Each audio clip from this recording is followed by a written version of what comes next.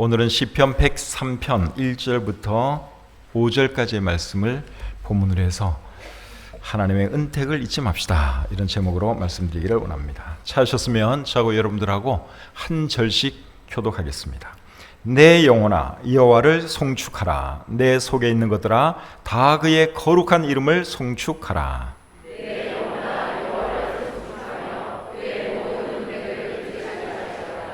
그가 내 모든 죄악을 사하시며 내 모든 병을 고치시며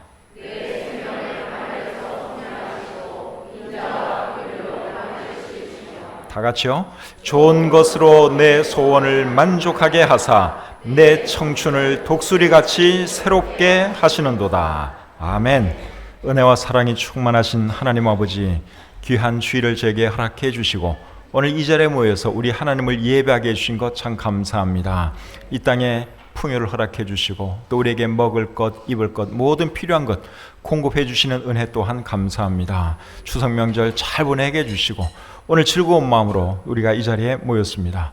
온전히 하나님께 예배하는 이 한 시간 되도록 도와주시고 또 오늘 이 말씀을 통해서 하나님의 은혜에 더 깊이 감사하는 귀한 시간 되도록 주님 인도해 주시옵소서. 우리 중에 아직 하나님을 알지 못하는 분 계시면 하나님 긍휼히 여겨 주시고 꼭 살아계신 하나님을 믿고 하나님께 소망 두며 살아가게 해 주시옵소서. 모든 것 주님께 의탁하오며 예수님의 이름으로 기도드립니다. 아멘. 자리에 앉겠습니다. 오늘은 시편 103편 1절부터 5절까지 말씀을 읽었는데 시편 103편은 다윗의 시입니다. 여러분들이 이미 알고 있는 것처럼 다윗은 고대 이스라엘의 2대 왕이었죠. 이분은 놀라운 하나님의 사람이었을 뿐 아니라 위대한 시인이기도 했습니다. 다윗이 지은 시 중에서 제일 유명한 시는 시편 23편이라고 생각됩니다. 여호와는 나의 목자시니 내게 부족함이 없으리로다, 이렇게 시작되는 시 여러분 다 알고 계시죠? 시편 23편인데 그 시가 다윗이 지은 시 중에서 제일 유명한 시입니다. 오늘은 시편 103편에 있는 말씀을 가지고 함께 은혜 받기를 원합니다. 시편 103편은 어떤 말로 시작이 되는가 하면 내 영혼아 여호와를 송축하라 하는 말로 시작되고 있습니다. 1절과 2절을 보시면 송축하라 하는 단어가 3번 나옵니다. 1절, 2절을 우리 다시 한번 같이 읽어보도록 하겠습니다. 시작. 내 영혼아 여호와를 송축하라. 내 속에 있는 것들아 다 그의 거룩한 이름을 송축하라.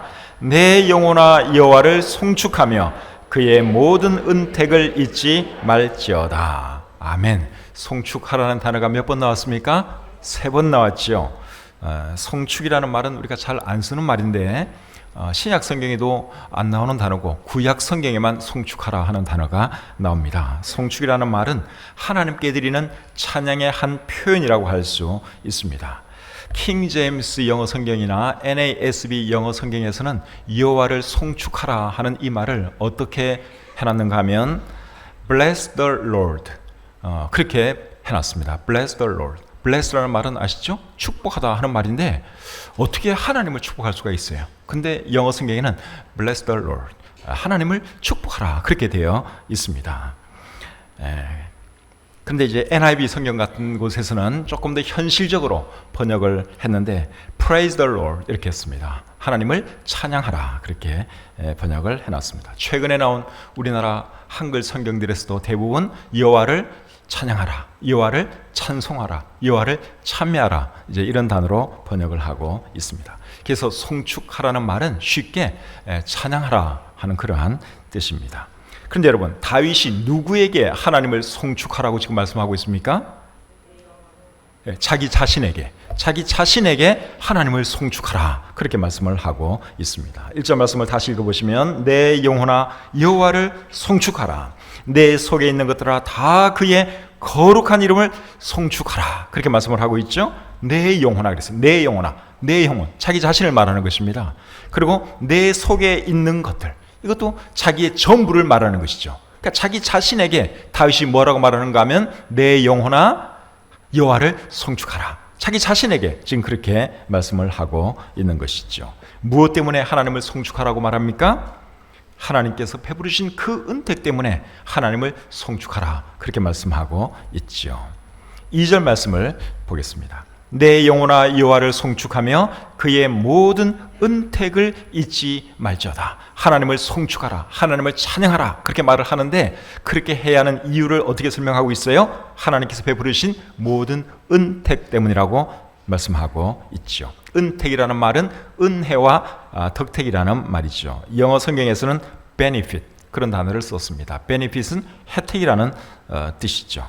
그래서 하나님의 은택, 은혜와 덕택인데, 하나님께서 베푸르신 은혜와 덕택, 은택을 생각할 때 다윗은 하나님을 찬양하지 아니할 수가 없었습니다. 그래서 하는 말이 내 영혼아 여호와를 송축하라. 내 속에 있는 것들아 다 그의 거룩한 이름을 송축하라.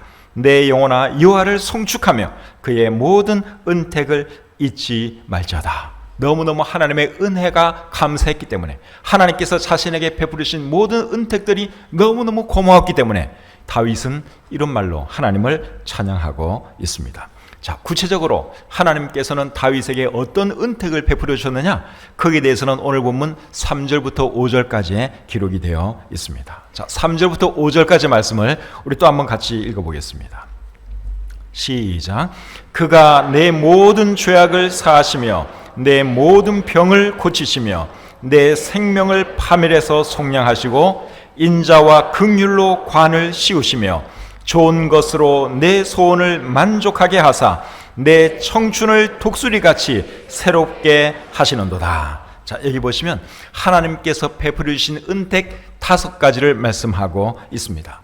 그런데 이 5가지 은택은 하나님께서 다윗에게만 베풀어 주신 은택이 아니라 사실은 저와 여러분들에게 베풀어 주신 은택이기도 합니다. 그래서 우리도 어떤 삶을 살아야 되는 거죠? 하나님을 찬양하는 삶, 하나님께 감사하는 삶을 살아야 할 줄 믿습니다. 자, 그럼 5가지 은택이 무엇인지 하나씩 살펴보겠습니다. 첫 번째 은택은 죄를 용서해 주시는 은택입니다. 3절 상반절에 보면 그가 내 모든 죄악을 사하시며, 첫 번째 하나님의 은택은 뭔가 하면 죄를 용서해 주시는 은택입니다. 여러분, 이 은택은 보통 큰 은택이 아닙니다.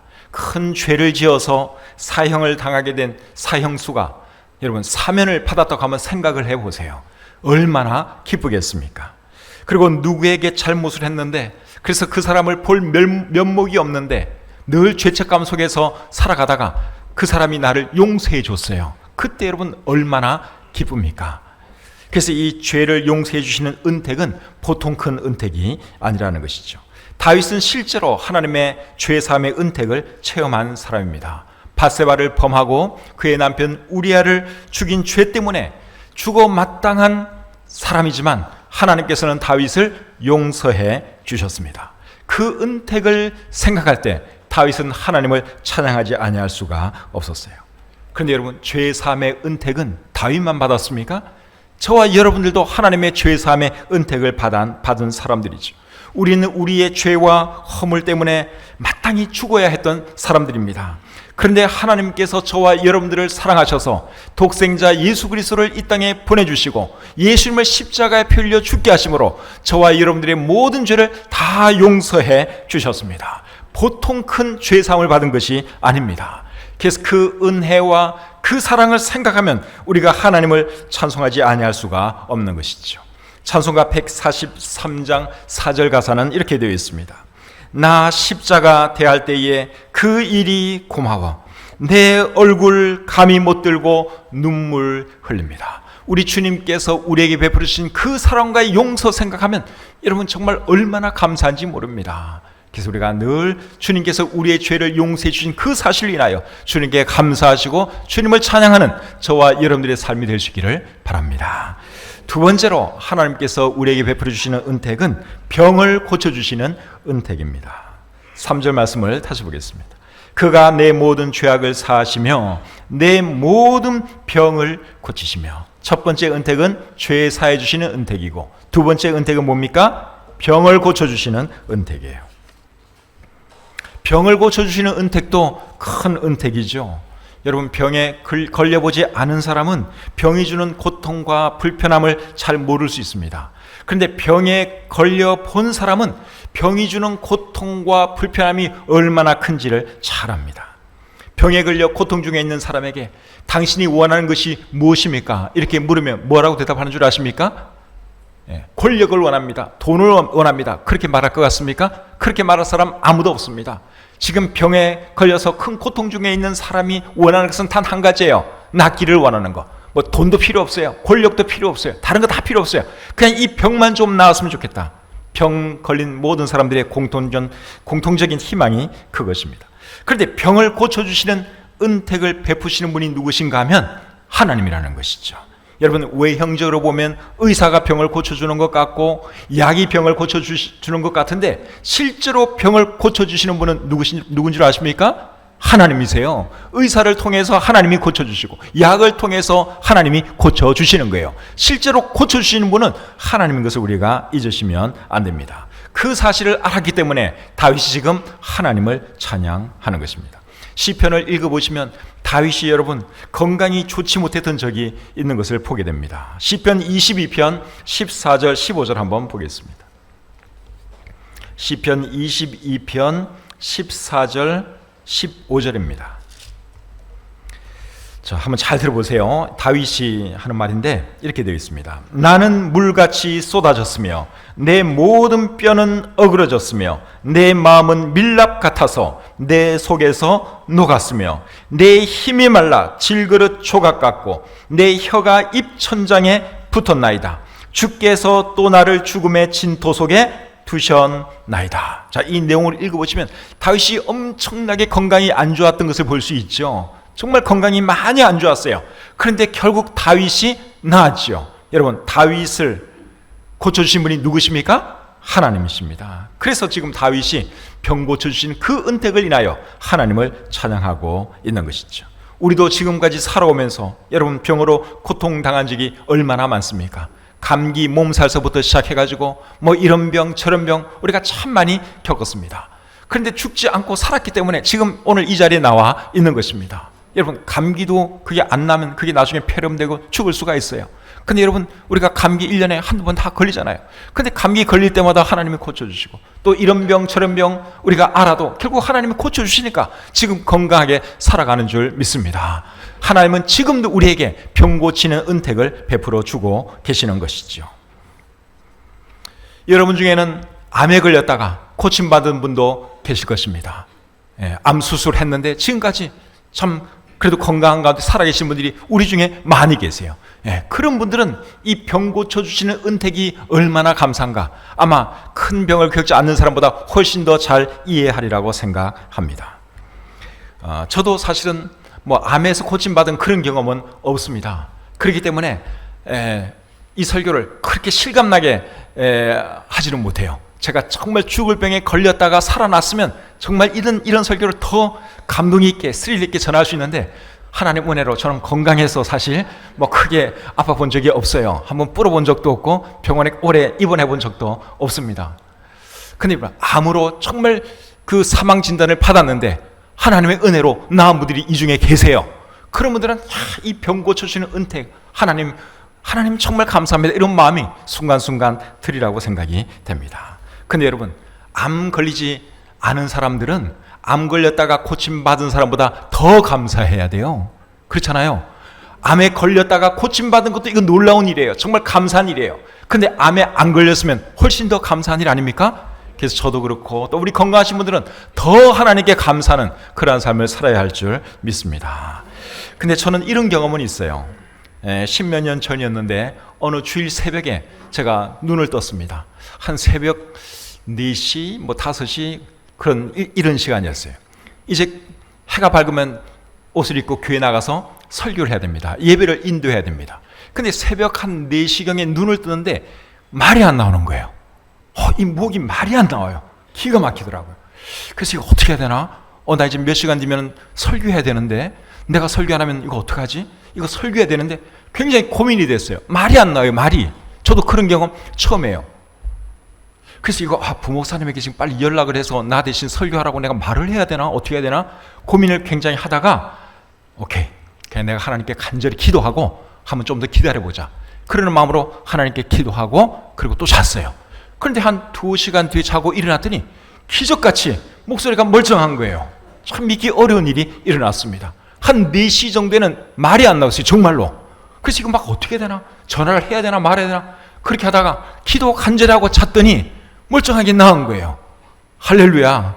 우리 하나님께서 고쳐주신 거죠? 놀라운 일이 저에게도 있었습니다. 혹시 여러분 중에 병이 있는 분 계시면 하나님께 기도하시기를 바랍니다. 하나님께 기도하면 하나님께서 여러분들에게 병 고치는 은택을 베풀어 주실 것을 믿습니다. 야고보서 5장 14절부터 16절에 보시면 이런 말씀이 있습니다. 너희 중에 병든 자가 있느냐? 그는 교회의 장로들을 청할 것이요 그들은 주의 이름으로 기름을 바르며 그를 위하여 기도할지니라. 믿음의 기도는 병든 자를 구원하리니 주께서 그를 일으키시리라. 혹시 죄를 범하였을지라도 사하심을 받으리라. 그러므로 너희 죄를 서로 고백하며 병이 낫기를 위하여 서로 기도하라. 의인의 간구는 역사하는 힘이 큼이니라. 아멘. 여러분, 병에 걸리면은 하나님께 기도하시기를 바랍니다. 그렇다고 해서 뭐 병원에도 가지 말고 약도 안 먹고 그냥 기도만 하면 되냐? 그게 아니에요. 여러분, 약을 통해서도 하나님은 치유하시고 의사의 손길을 통해서도 치유하십니다. 그러니까 결국 치료하는 분은 하나님이지만 우리가 약도 써야 되고 병원에도 가야 되는 거예요. 그러나 어쨌든 기도하면 하나님께서 고쳐주신다고 여기에 말씀하고 있습니다. 병들 때마다 약과 함께, 여러분 병원에 가는 것과 함께 꼭 하나님께 기도함으로 하나님의 치유를 경험하시는 여러분들이 되시기를 바랍니다. 그런데 하나님께 기도해도 안 고쳐주실 때도 있어요. 그런 경우 많죠? 난 이렇게 하나님께 간절히 기도하는데 왜 하나님은 내 병은 안 고쳐주실까? 이 중에도 그런 분 계시라고 생각합니다. 사도 바울 같은 경우에도 육체에 가시가 있었습니다. 육체에 어떤 질병이 있었습니다. 그래서 이분이 자신의 병 낫기를 위해서 하나님께 간절히 3번씩이나 기도했습니다. 그런데도 하나님 그 기도를 들어주시지 아니하셨죠. 왜 안 들어주셨습니까? 하나님을 의지함으로 더 강한 사람이 되라고 하나님께서는 사도 바울의 기도를 들어주시지 아니하시고 한평생 가시를 가지고 육체의 어떤 질병을 가지고 그가 살아야 했습니다. 그래서 병 낫기를 위해 기도하는데도 하나님이 고쳐주시지 아니하신다면 여기 어떤 뜻이 있겠거니 그렇게 생각할 수 있기를 바랍니다. 병이 있기 때문에 우리가 더 하나님께 의지하게 되고 더 겸손하게 되고 그러면서 또 더 하나님을 의지하게 되는 것이죠. 그래서 어떤 때는 안 들어주실 때도 있어요. 그래도 감사하면서 지금까지 이만큼이라도 살게 하신 그 은혜 생각하면서 늘 감사하시는 저와 여러분들이 될 수 있기를 바랍니다. 3번째로 하나님께서 베풀어 주시는 은택은 생명을 지켜주시는 은택입니다. 4절에 보시면 이렇게 되어 있죠. 4절에 보시면 내 생명을 파멸해서 속량하시고, 내 생명을 파멸해서 속량하시고, 속량이라는 말의 의미는 대신 지불해 주는 것을 말하지요. 그런데 여기서는 구해 주는 것을 뜻합니다. 시편 25편 22절에 보시면 다윗이 이런 말을 합니다. 하나님이여 이스라엘을 그 모든 환난에서 속량하소서. 다윗이 한 말인데 여기서 모든 환난에서 속량하소서 하는 이 말은 모든 환난에서 구해 주소서 그런 말이죠. 그래서 오늘 이 본문에서도 속량이라는 단어는 대신 지불하는 이런 차원이 아니라 그냥 구해주는 것을 의미합니다. 그리고 파멸이라고 하는 단어가 여기 나옵니다. 파멸. 근데 NIV 성경과 NASB 영어 성경에서는 pit, 구덩이라는 단어로 번역을 해놨습니다. 근데 여기서 구덩이, 웅덩이는 죽음을 상징하는 표현이죠. 그래서 생명을 파멸해서 구덩이에서 속량한다 하는 이 말은 죽음의 위기에서 구해주신다, 그러한 의미입니다. 다윗은 많은 죽음의 고비를 넘긴 사람입니다. 어릴 때는 양을 지키기 위해서 곰이나 사자와 싸우기도 했고, 또 청년 시절에는 다윗 왕에게 늘 쫓기면서 살아야 했습니다. 또 왕이 되어서는 수많은 전쟁을 치러야 했습니다. 그렇게 살아오는 과정 중에서 죽을 뻔한 순간이 한두 번이 아니었습니다. 그런데 하나님께서 그의 생명을 지켜주셨습니다. 그래서 다윗이 하는 말이 생명을 주신 그 하나님의 은택 너무너무 감사합니다. 오늘 이 본문에서 그런 말씀을 하고 있는 것이죠. 그래서 다윗의 그 모든 위기 상황 가운데서 그를 구해주신 분이 누구시냐? 하나님이라는 것입니다.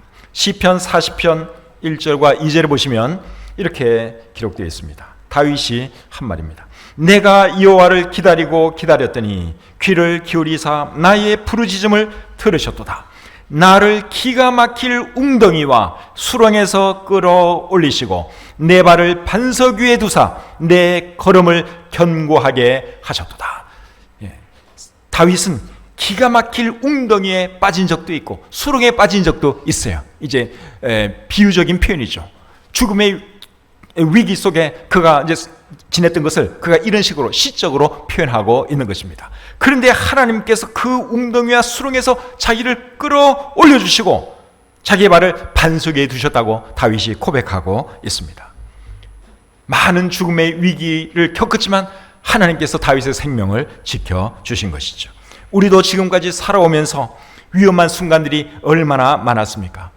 수영하면서 죽을 뻔한 그런 순간들도 있었고, 교통사고 나서 죽을 뻔한 그런 시간들도 있었고, 우리 연세 드신 분들은 6.25 전쟁을 거치면서 또 죽을 뻔한 그런 위기 상황을 다 헤쳐나오신 분들이죠. 그 외에도 우리가 몰라서 그렇지 여러분, 우리 주변에 얼마나 많은 위험이 있는지 몰라요. 그런데도 불구하고 우리가 지금까지 살아있는 것은 하나님께서 우리를 그 모든 위험 가운데서 지켜주시기 때문이라고 믿습니다. 우리 교회 이태희 형제님이 계시는데 오늘 저기 중간쯤에 앉아 계시네요. 이태희 형제님께서 오래전에 새삼지에 쓴 간증에 이런 간증을 하셨습니다. 지나간 날들을 돌이켜보면 오늘 있기까지 제 발걸음을 지켜주시고 인도하여 주신 것은 분명 하나님의 은혜였습니다. 하나님의 도우시는 손길이 아니었다면 오늘의 저와 제 삶은 분명히 없었을 것이기 때문입니다. 저는 살면서 죽을 고비가 몇 번 있었습니다. 철부지 개구장이 시절과 중학교 시절, 수영을 잘하여 여름이면 수영을 즐기곤 하였는데 2번이나 죽음의 문턱까지 가는 무서운 경험을 했습니다. 초등학교 5학년 때는 시골의 물 맑은 경안천에서 모래 속에 파묻힌 다슬기를 정신없이 잡다가 물이 빙빙 도는 깊은 곳에 빠져 죽을 뻔하였고, 또 한 번은 중학생 시절 겁없이 한강에 들어갔다가 장마 후에 누른 흙탕물과 빠른 물살에 휩쓸려 떠내려갈 뻔하였습니다. 그때 예수님도 모른 채 죽었다면 어떻게 되었을까 생각만 해도 앞이 깜깜합니다. 그런데 자비하신 하나님께서는 이런 위험한 순간들마다 도움의 손길로 저를 구해주셨고, 마침내는 예수님을 만나 복음을 듣고 참 생명을 얻도록 인도해 주셨습니다. 조금 건너뛰어서 믿음이 생긴 후 저는 기도 생활을 열심히 했습니다. 저는 28년 동안 우체국 일을 하였는데 힘들고 어려웠던 점이 많았지만 그럴 때마다 기도하면 하나님께서 응답해 주시곤 하셨습니다. 어느 날 오후 직무에 임하느라 오토바이를 몰고 가던 중 직진 신호 파란불이어서 급히 전속력으로 건너가고 있는데 갑자기 좌회전 신호로 바뀌면서 대기 중이던 차가 운행하여 저와 정면으로 충돌하게 되었습니다. 아찔하여 브레이크를 잡는 순간 꽝 하는 소리가 들렸고 저는 좌측으로 튕겨져 나가 순간 죽는구나 생각했습니다. 그런데 정신을 차리고 보니 다친 데가 없고 오토바이도 상대방 차도 이상이 없었습니다. 저는 그 순간 능력의 손길이 또 저를 지켜주셨음을 느낄 수 있었습니다. 우리 이태희 형제님의 간증이신데 여러분, 우리도 가만히 생각하면 정말 위험했던 순간들 많지 않습니까? 아슬하게 교통사고 날 뻔했는데 이렇게 무사했던 그런 경험들 많이 계시죠? 수영하다가 빠져 죽을 뻔한 그런 경험은 뭐 한두 번쯤 다 있을 것이고, 그래서 많은 죽음의 위기에서 하나님께서 우리를 지켜주셨습니다. 그래서 생명을 주시는 그 은택을 인해서도 우리는 하나님을 찬양하며 살아야 하는 것이죠. 네 번째로 하나님께서 우리에게 베풀어 주시는 은택은 인자와 긍휼을 베푸시는 은택입니다. 오늘 본문 4절 말씀을 다시 보겠습니다. 내 생명을 파멸해서 속량하시고 인자와 긍휼로 관을 씌우시며, 인자와 긍휼로 관을 씌우셨다 하는 이런 말씀을 하고 있습니다. 인자라고 하는 말은 하나님께서 인간들에게 베풀어 주시는 사랑을 성경에서는 인자라고 표현합니다. 그리고 긍휼이라는 말은 불쌍히 여기는 마음이죠. 영어 성경에는 compassion이라고 되어 있습니다. compassion을 사전에 찾으면 연민, 동정심 이렇게 나와 있습니다. 그래서 불쌍히 여기는 마음, 그리고 하나님께서 우리를 사랑하시는 그 사랑, 그것을 하나님께서는 우리에게 보여주셨다, 그렇게 여기 말씀하고 있는 것이죠. 근데 표현을 인자와 긍휼로 관을 씌우셨다 이렇게 표현하고 있는데, 이것은 인자와 긍휼로 우리를 선대해 주셨다, 그러한 의미입니다. 우리는 하나님의 사랑과 하나님의 긍휼히 여기심을 받을 자격이 없는 사람들입니다. 그럼에도 불구하고 하나님은 우리를 사랑해 주셨고 우리를 긍휼히 여겨 주셨습니다.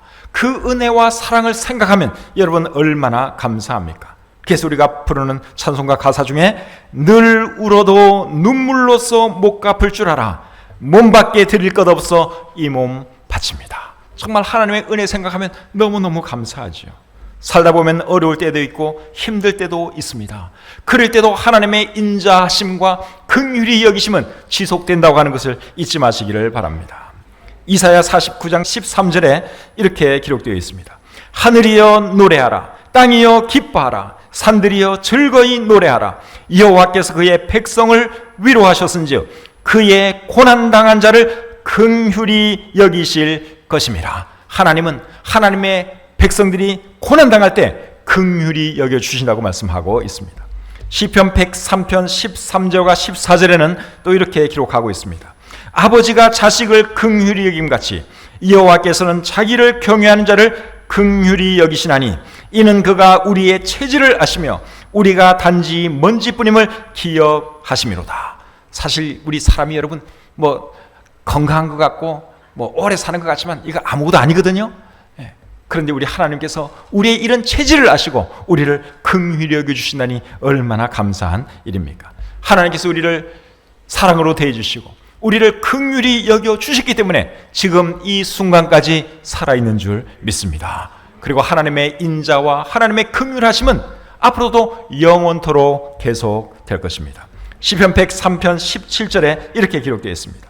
여호와의 인자하심은 자기를 경외하는 자에게 영원부터 영원까지 이르며 그의 이는 자손에게 이르리니. 우리 하나님의 인자하심은 자기를 경외하는 자에게 영원부터 영원까지 이른다고 말씀하고 있어요.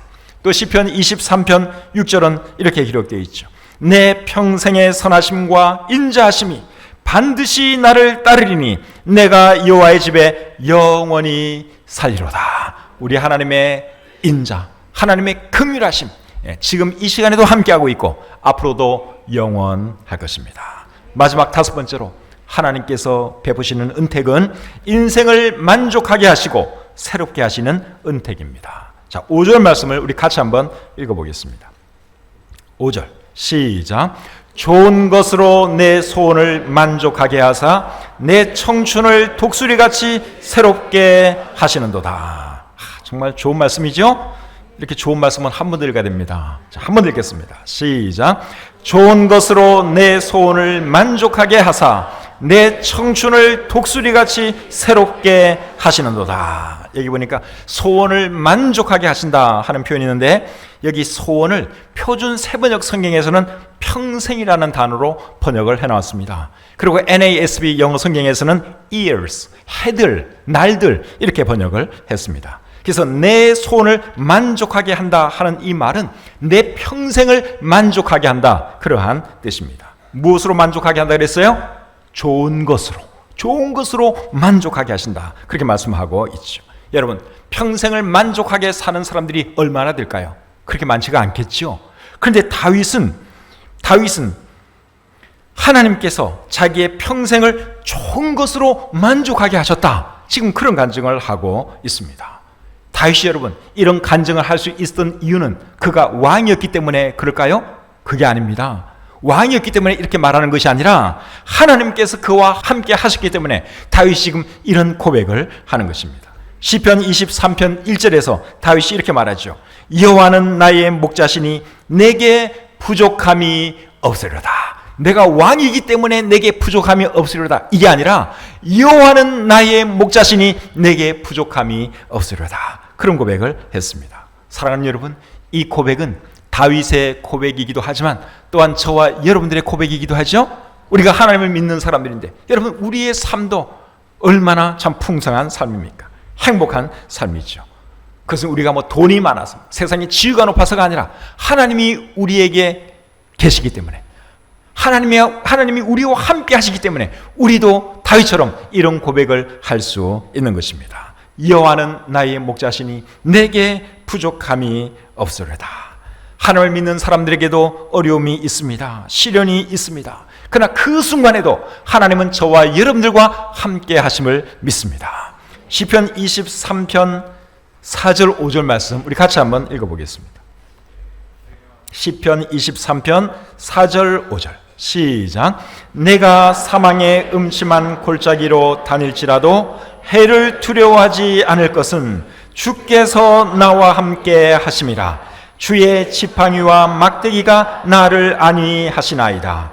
주께서 내 원수의 목전에서 내게 상을 차려주시고 기름을 내 머리에 부으셨으니 내 잔이 넘치나이다. 우리가 살다 보면 사망의 음침한 골짜기를 지날 때가 있어요. 그럴 때도 하나님께서 함께해 주십니다. 그 사실을 잊지 마시기를 바랍니다. 그러므로 힘들고 어려운 일 만나도 낙심할 이유가 있습니까? 없습니까? 없지요. 하나님께서 함께해 주시는데 낙심할 건 뭐 있습니까? 그리고 우리에게는 늙어도 소망이 있습니다. 오늘 본문 5절 끝에 보시면 내 청춘을 독수리같이 새롭게 하시는도다. 아멘. 우리 5절 말씀을 다시 한번 읽겠는데요. 60세 이상만 한번 읽겠습니다. 이건 연세 드신 분들이 읽어야지 이게 느낌이 오는 말씀이에요. 자, 60세 이상 되시는 분들 5절 같이 읽겠습니다. 시작. 좋은 것으로 내 소원을 만족하게 하사 내 청춘을 독수리같이 새롭게 하시는도다. 아멘. 내 청춘을 독수리같이 새롭게 하신다고 그랬어요. 그러니까 나이가 많아도 여러분 낙심할 필요가 없어요. 하나님께서 우리에게 새 힘 주시고 늘 독수리처럼 살아가시도록 도와주시니 얼마나 감사합니까? 이사야 40장 31절에는 또 이렇게 말씀하고 있습니다. 오직 여호와를 앙망하는 자는 새 힘을 얻으리니 독수리가 날개치며 올라감 같을 것이요 다른 박질하여도 곤비하지 아니하겠고 걸어가도 피곤하지 아니하려다. 하나님을 앙모하는 자는 하나님께서 늘 새 힘을 주십니다. 그래서 독수리가 높이 올라가는 것처럼 우리 그리스도인들도 그렇게 살아갈 수가 있는 것이지요. 시편 92편 12절부터 14절에는 또 이렇게 기록되어 있습니다. 의인은 종려나무같이 번성하며 레바논의 백향목같이 성장하리로다. 이는 여호와의 집에 심겼으며 우리 하나님의 뜰 안에서 번성하리로다. 그는 늙어도 여전히 결실하며 진액이 풍족하고 빛이 청청하니. 늙어도 여전히 결실하며 진액이 풍족하고 빛이 청청하다고 말씀하고 있습니다. 우리 교회에 연로하신 분들 많이 계시는데 여러분의 노후가 정말 하나님께서 주시는 축복을 인하여 늘 풍성하고 청청한 그러한 노후가 되시기를 주님의 이름으로 축복합니다. 이런 삶을 허락하신 우리 주님의 은혜 생각하면 얼마나 감사합니까? 그래서 우리 하나님의 은혜를 잊지 말고 살아가시는 저와 여러분들이 되었으면 좋겠습니다. 오늘 이 본문을 통해서 5가지 은택에 대해서 생각을 해보았습니다. 근데 잘 생각해보면 5가지뿐만이 아닙니다. 하나님께서는 우리에게 정말 많은 은택을 허락해 주셨습니다. 우리에게 가족을 허락해 주시고 먹을 것과 입을 것과 살 집을 허락해 주시고 교회를 허락해 주시고 좋은 성도님들 허락해 주셨고 영원한 생명과 천국의 소망을 우리에게 허락해 주셨습니다. 이런 은택들을 생각하면 우리가 찾아가도 벌떡 일어나서 하나님께 감사하고 찬양해야 된다고 생각을 합니다. 늘 하나님의 은택 잊지 마시고 늘 하나님께 감사하시고 하나님을 찬양하시는 저와 여러분들의 삶이 되기를 우리 주님의 이름으로 축복합니다. 하나님 아버지 은혜와 사랑을 감사합니다. 하나님께서 우리에게 놀라운 은택을 베풀어 주셔서 우리가 구원받고 하나님의 자녀가 되었고 지금 이 시간까지 또 잘 살아왔습니다. 앞으로도 늘 하나님의 은택에 감사하는 저희들 되게 도와주시고 하나님께서 우리의 생명을 거두어 가시는 그날까지 하나님을 찬양하고 하나님을 예배하는 우리의 삶이 되게 해 주시옵소서. 감사드리며 예수님의 이름으로 기도드립니다. 아멘.